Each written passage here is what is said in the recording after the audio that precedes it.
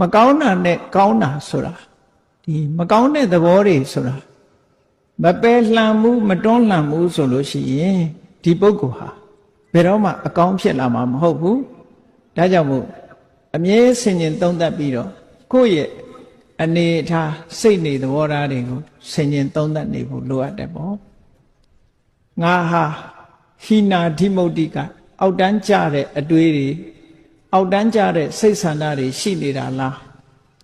ကလျာဏဓိမုတ်တကောင်းမြတ်တဲ့အတွေးတွေကောင်းမြတ်တဲ့ဆန္ဒတွေရှိနေတဲ့ပုဂ္ဂိုလ်လားလို့ဆိုတာကိုယ့်ကိုယ်ဆင်ခြင်သုံးသပ်ပြီးတော့အဖြေရှာရဆင်ခြင်သုံးသပ်လိုက်တာနဲ့အဖြေဆိုတာထွက်လာဟိနာဓိမုတ်တိကအောက်တန်းကြတဲ့စိတ်ဓာတ်တွေငါမှရှိနေတယ်ဆိုရင်ပြင်ရမယ်ပေါ့ဒီစိတ်ဓာတ်တွေကိုယ်တိုင်